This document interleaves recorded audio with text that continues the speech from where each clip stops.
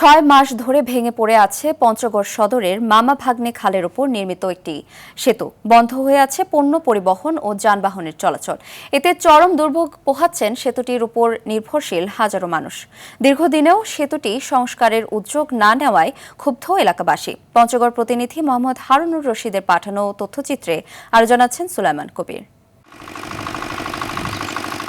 প্রবল বর্ষণ আর স্রোতের তোড়ে ২০২৫ সালের ১৩ আগস্ট দেবে যায় পঞ্চগড় সদরের কাজলদিঘি ইউনিয়নের মামা ভাগিনা খালের ওপর নির্মিত স্লুইস গেট সেতুটি।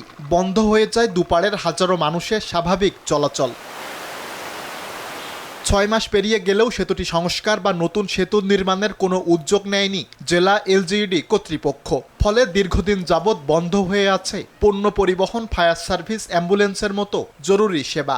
এতে চলাচলে দুর্ভোগ সহ নানা সমস্যা পোহাচ্ছেন স্থানীয় যুগিপাড়া, বড়দহ, কুচিয়া মোড় সহ ৯ গ্রামের মানুষ।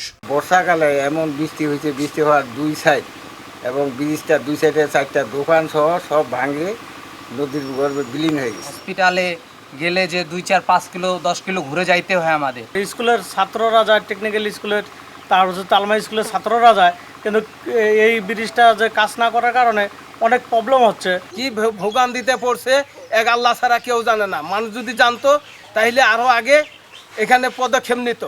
জনদুর্ভোগ লাঘবে নতুন সেতু নির্মাণের উদ্যোগ নেওয়ার আশ্বাস দিয়েছে জেলা স্থানীয় সরকার বিভাগ। পুনর্নির্মাণের জন্য ঊর্ধ্বতন কর্তৃপক্ষ বরাবর জানিয়েছি এবং প্রকল্প পরিচালক স্যার এসেছিলেন, সরেজমিনে পরিদর্শন করে গেছেন।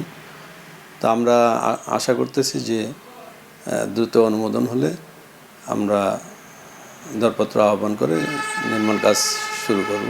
শুধু আশ্বাসে সীমাবদ্ধ না থেকে দ্রুত নতুন ব্রিজ নির্মাণ করবে সরকার, এমনটাই প্রত্যাশা ভুক্তভোগীদের। সুলাইমান কবির, RTV।